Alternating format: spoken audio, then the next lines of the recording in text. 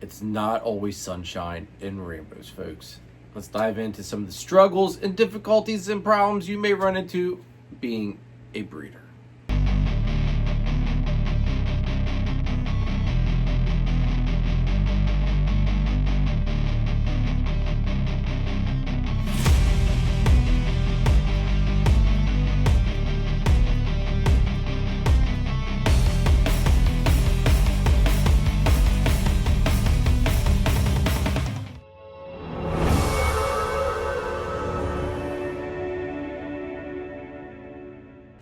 What's up, everybody? I'm Jeremy, and you're watching Morphs. This week's video, folks, we are diving into what I would say the heartaches of being a breeder are. This is only going to be some of them. I'm sure there's going to be some that I missed, so in the comments, drop them down below if there's something that you think I should have mentioned that I didn't. There's a lot that can go wrong when you're breeding snakes. So I've just figured, you know what? We're going to go over some of these things because it's some stuff that people either one, don't talk about, don't want to think about or admit, and it just, stuff happens, and it's not always in our control. Sometimes it's just Mother Nature's way.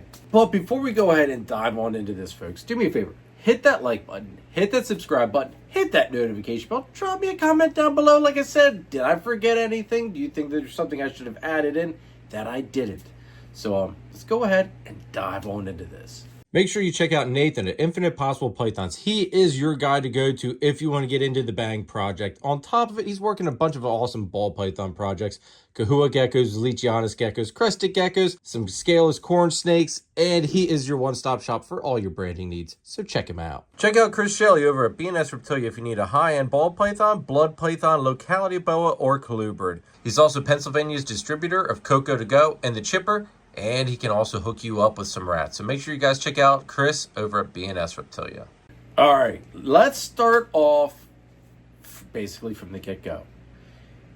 When breeding, you're going to have a lot of heartaches. And it's not, people may say, you know, oh, it won't happen to me. The way I do everything's perfect. It won't happen to me. It happens to everybody. It happened to Joe Schmo over here. It won't happen to me. But I will tell you this much, folks. Personally, I have witnessed a bunch of these. Actually, almost all of these except for maybe one or two. It's rough. I will not lie. It definitely hurts. That's how you know you're doing this for the right reasons. If these things don't hurt when it happens, I think you're in it for the wrong reasons, because sometimes this stuff it literally will rip your heart out and stomp on it right in front of you. So let's just go ahead and dive on into it. The first thing I want to talk about is with breeding in general. You're going to have females that reabsorb. It's going to happen. It's inevitable. It will happen to you. You will have females reabsorb their follicles, and you won't get a clutch out of that female. It may be one of your most anticipated clutches. Sorry. It's just, you can't control the animal. The animal's going to do what it wants to do. They reabsorb, there goes your most anticipated clutch. And a lot of times I will tell you this much. If it's something you're super, super excited for, just be prepared. There's been multiple times where some of my most anticipated clutches, female reabsorb. Nothing I could do about it, nothing that was in my control. Female, Mother Nature's going to do what Mother Nature does. The other thing is males that won't breed. Yes, you can have what I call the contingency plan, plan B, plan C. But ultimately you want that primary male to be the one that's doing that breeding. Be prepared to have males that don't want to breed. Just whether it's whether it's they're just not compatible, the male's just not ready, it's not the right time of year for that males. I mean, I will say this, some males will breed all year long. They will. There's other males I have here that once you start getting into the summer months, breeding's the last thing that's on their mind. They want food then. During the fall, winter, a little bit into spring, they'll breed. But once that summertime hits, folks, that's it. They're done. They don't want anything to do with the ladies. And, they just want to go back. They just want to do their feeding thing. They don't want to be troubled by the women folk. So, that, those are some things you're going to have to figure out, struggle through. Like I said, have plan B, have plan C, however far out you want to go, but make sure that pairings are worthwhile though too. Don't do it just to have a clutch. Scaled Paranoia is owned and operated by Greg Klein and his wife. They're a husband and wife team that are focusing on ball pythons and western hog noses. Their 2025 ball python projects are Kikis, G-Stripe, Hypo, Mandarin, Astro, and Furrow. So make sure you head on over to Scaled Paranoia and check them out. Scaled Paranoia, let us help you get over your fear of reptiles. All right, the next thing, slugs. All breeders get slugs. You might have it be 1 slug, 2 slug, 3 slug. Half your clutch might be slugs. The whole clutch may be slugs. That hurts. That sucks. It hurts you as a breeder. One, because you were anticipating you wanted that clutch. But two, it also hurts the animal in a sense that that animal went through all that work to produce those eggs, laid them and everything, just for a complete and utterly total flop. Again, that's just Mother Nature. It could have been many. It could have been many things. It could have been, your temps were too high, your temps were too cold. The male isn't fertile. The female isn't fertile. Bad luck. It could be any one of those things. It's completely out of your control, but it will happen to you, folks. I have been very fortunate. I've only gotten a handful of slugs here and there, but I did have one whole entire clutch basically slug out except for 2 eggs. 2 eggs out of, I think it's like an 8 or 9 egg clutch. That hurt. Like, that was just rip my heart out, stomp on it in front of me. That one hurt. Now, on top of those 2 or on top of those 2 eggs out of that, slug heavy clutch, one of them hatched, no issues, hunky-dory fine. The other one hatched, never came out of the egg, completely and utterly deformed. It literally it was like fused in like the middle part of its body, and it, just kind of, head went one way, the tail went the other way, but the rest of it was fused together. That baby, there was no way that baby was going to survive at all. It pipped, never came out, so I cut the egg, saw what was going on, I didn't think it was as severe as what it was, and then when it still didn't come out of the egg, then I took a little bit closer look, and it was just like, yep, this one's not gonna make it. There is a video with it. I forget what clutch that was. I think that would have been a 23 clutch. So yeah, it would have been 2023. So go back and look through the clutch videos if you want to see what that baby did look like. It was a heartbreaking clutch. One, the female, like I said, went through all that trouble of laying all those eggs. All of them were bad but 2, and out of the 2 that were good, only one of those babies survived. So yeah, heartaches all around, folks, when you're doing this breeding. And the longer you do it and the more snakes you breed, the more heartache you're going to get. That's just, it's the cold hard truth.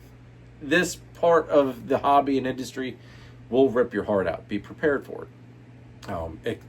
There's also a lot of blessings and high points that go with it too. Everybody focuses, I feel, on the high points and everything.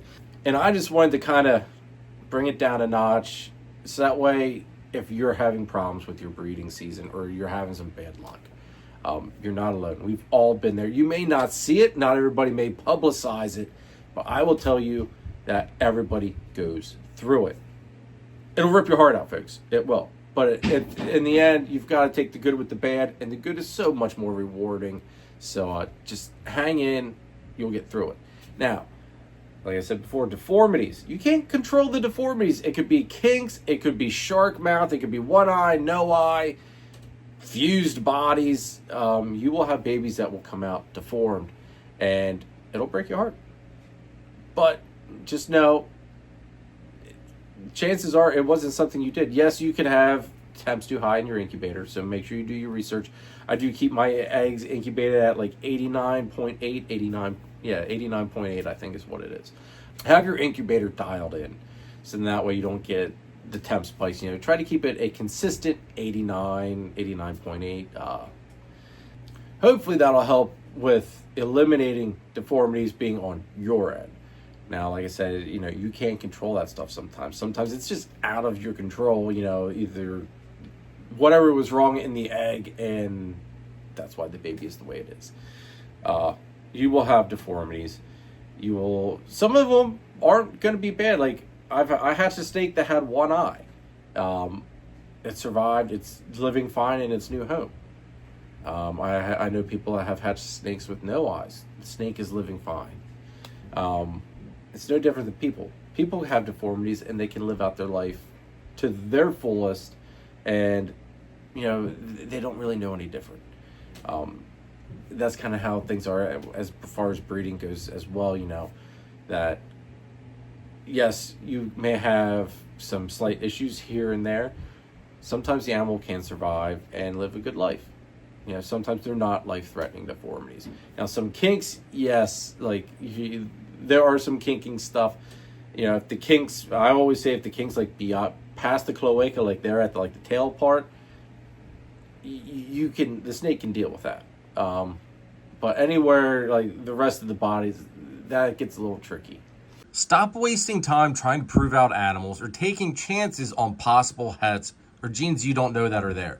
Head on over to Charlie at Gray Rider Reptiles and ShedTesting.com for all of your shed testing needs. He's fast, accurate, and adding new tests on a regular basis. So head on over to ShedTesting.com and check him out. Make sure to use the code CARPET15 for 15% off of your shed test order. Use nothing but the best at ShedTesting.com. Now, beyond the deformities, again, dead babies. You're going to come across babies that just die randomly. They'll hatch, they'll pip, come out. Sometimes I've heard of them literally coming out and they just roll over dead, basically. It's nothing that the breeder could have done. It's just something wrong with that baby. Sometimes babies don't even come out of the egg. If sometimes people don't cut, some people do cut. I personally cut eggs just to help prevent any issues with hatching. But sometimes with the people that aren't cutting eggs, they let everything pip naturally, which that's cool. That's fine. Sometimes that baby maybe didn't develop an egg tooth, or the egg tooth broke off trying to get out, and it never hatches and it technically drowns in the egg. There are risks and rewards to every aspect of doing this hobby. So, always be prepared to have dead babies. Like, it's going to happen, folks. It's inevitable. It will happen to you at some point. All of this is not, is it going to happen? It's when is it going to happen? When will disaster strike is basically my mindset with all of this. You've got to be prepared to have disaster hit at all times. The next thing is, animals getting sick. You've got to be prepared for animals to get sick. A lot of times you can remedy that with, going to the vet. Vet hooks you up with an antibiotic. You're off to the races again. Snakes going to get well and get better and everything like that. Sometimes it doesn't. There's going to be other times where, maybe you didn't know your animal was sick. And just like people, people die for random reasons that, unbeknownst to anybody, one day you just roll, you just croak, basically, for lack of better words. Snakes are no different. I've had animals here where they're fine. One day, looking at them, never would have known anything was wrong with them. I personally have dealt with this, and I've had animals where I didn't know there was anything wrong with them. You never would have been able to tell that there was anything wrong with them. One day they were fine. The next day, came in, pulled open the tub, and they were gone. It was literally what the hell? There's nothing you can do about it. Sometimes things just happen. It's just like, people, the animal could have had cancer, the animal could have had a heart attack, whatever. Things will happen. These are wild animals. I don't want to say they're not wild. These are animals. They're no different than us. They can get sick and not show any symptoms. Snakes are very resilient with showing symptoms until things are getting bad. Now, on top of snakes getting sick, dying off randomly, you're gonna run into issues with maybe diseases. Mites. You're not the only people that would have dealt with mites. Head on over to Triforce Morphs if you're looking for that missing piece in your ball python breeding project. While you're there, add a little bit of laser citron to the mix, folks. John and Christine can also hook you up with the crested gecko, so don't forget that. Turn up the heat with Triforce Morphs.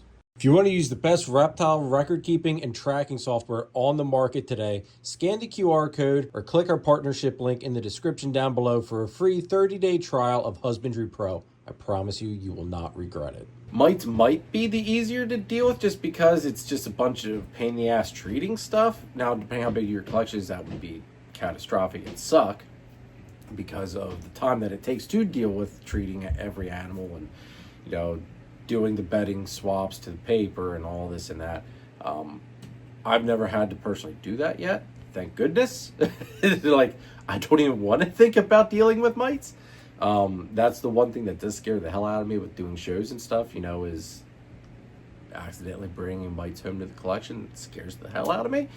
The other thing is like diseases. Like if shows, for instance, if you're at a show vending, someone held a snake that has whatever sickness, disease, and then comes over and holds one of your animals. And even though they used hand sanitizer, maybe they didn't use hand sanitizer. Hold your animal, ends up getting your animal sick, and then it passes it through the collection. Could be catastrophic. Take defensive measures on that at shows, and just in general, if you have people coming over that have animals as well, take your preventative measures as well, and you know, just help prevent those things from happening, because those are preventable things. Again though, be prepared to have devastation strike, because it's not will it, it's when will it. Now, the last, but certainly not the least, and this is probably, I would say this is probably one of the bigger ones that we as breeders really need to focus on because it is preventable to an extent. Equipment failures. You have a thermostat go haywire, which in turn then causes the whole rack, say, to overheat, basically cooking or whatever's in that rack.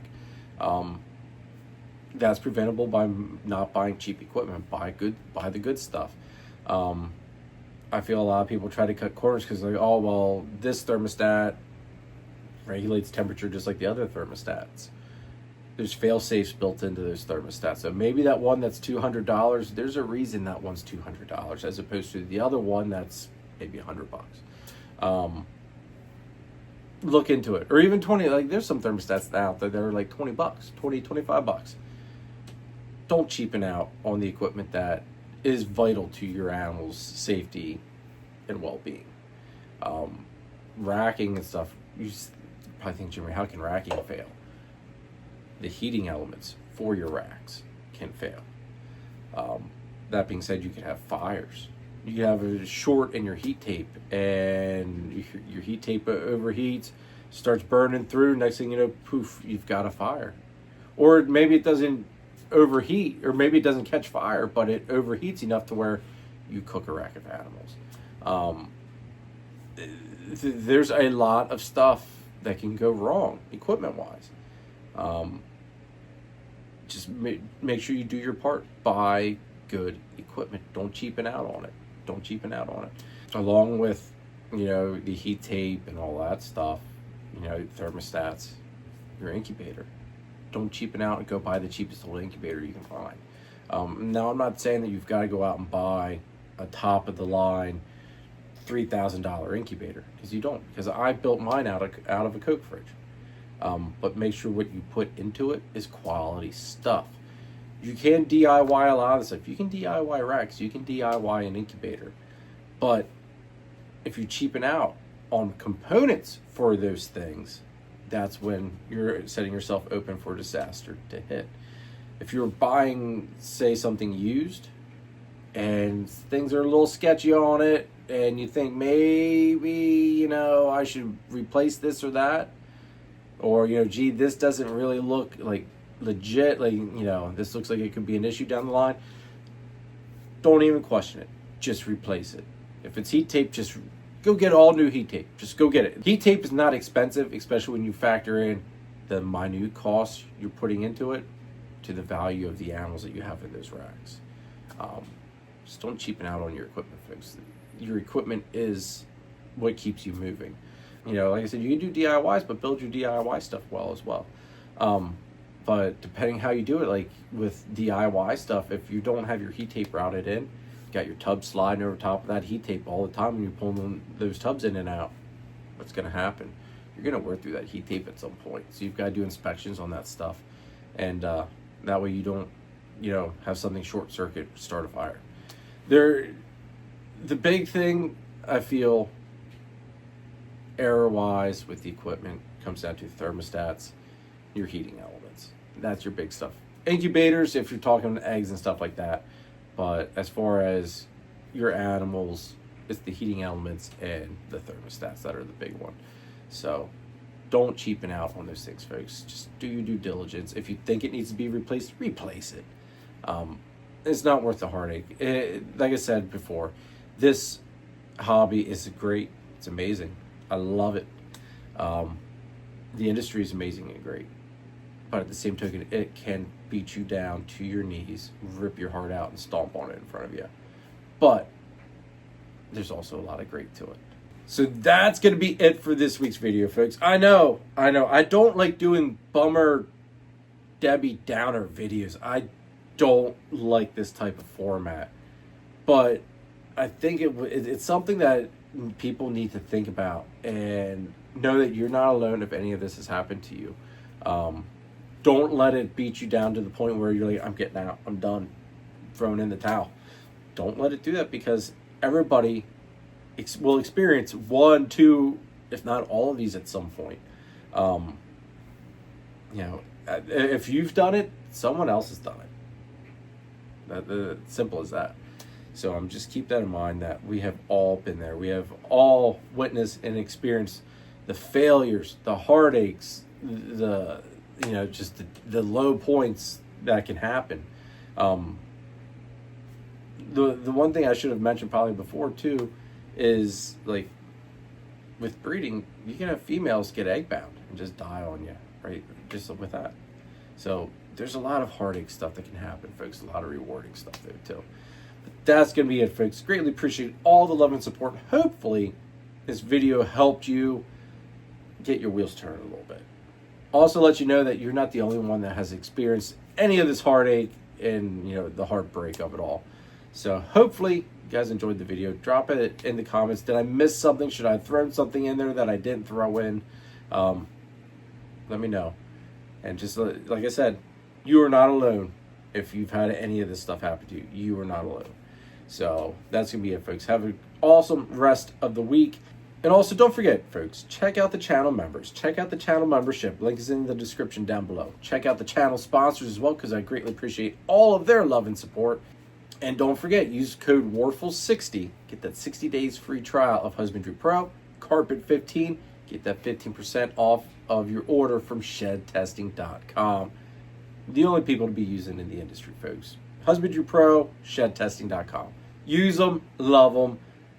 That's what I do. So that's going to be it, folks. I greatly appreciate all love and support. And I will catch you next time. Later.